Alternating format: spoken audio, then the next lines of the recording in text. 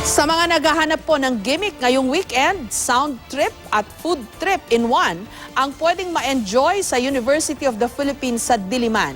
Pwede ring bumisita sa taunang art fair sa Makati. Silipin yan sa report ni Micaela Papa. Mapa-Team North o Team South ka man sa Metro Manila, solve ka sa mga mapapasyalang fair ngayong weekend. Bukas na ang huling araw ng UP Fair, isa sa pinaka-inaabangang event sa UP Diliman buong taon.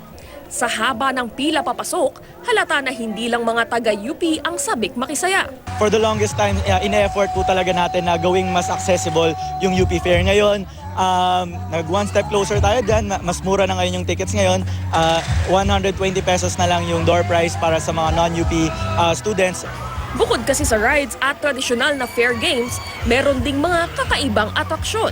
Tulad na lamang ng Wall of Flame, kung saan sa pamamagitan ng water balloon o plato, pwede mong ilabas ang iyong galit sa imahe ng iba't ibang politiko.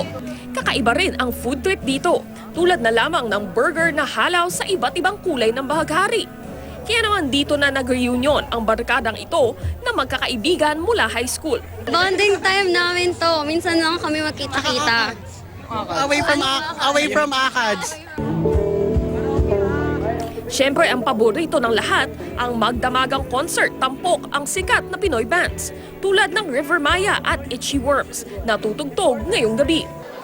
Kung mas tahimik at creative naman ang trip mong gimmick, magtungo na sa art fair sa The Link Ayala Center sa Makati. Sinimulan noong 2013, ito ang pangunahing platform para sa contemporary visual art sa Pilipinas. Mula sa mga agaw-pansing mga painting hanggang sa nakabibighaning mga sculpture at installations. Meron ding interactive pieces tulad ng sound bridge na ito. Magtatagal ang art fair hanggang February 19. Micaela Papa, GMA News.